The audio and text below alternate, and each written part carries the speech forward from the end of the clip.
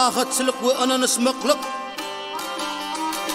Ferahatçılık ve ananışmaklık. Bu Türkmenin atı babı yodusi. Arkadan parasadı payhazi.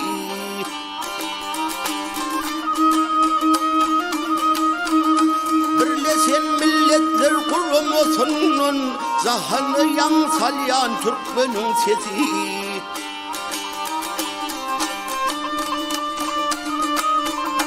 Ferahatçılık ve ananışmaklık devam edip pederlerin kesini. Dünyanın abadlığı, dünyanın dostluğu.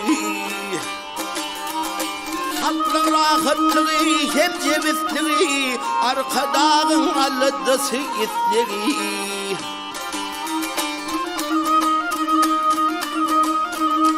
Halkın rahatlığı, hem cevizliği, arkadağın alıdısı itliği.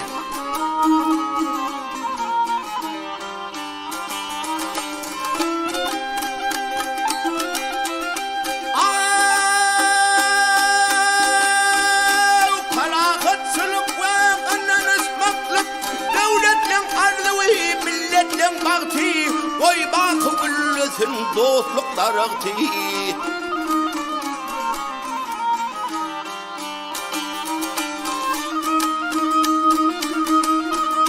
Dünya bilen minberinde yanlanıyor, arkadağın yeryüzünde hurmeti.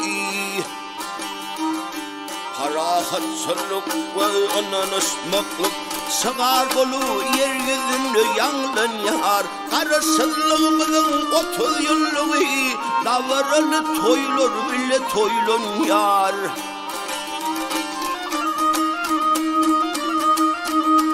Arkadağı alkışlayar halkımı, sayesinde bir karardır baktımı.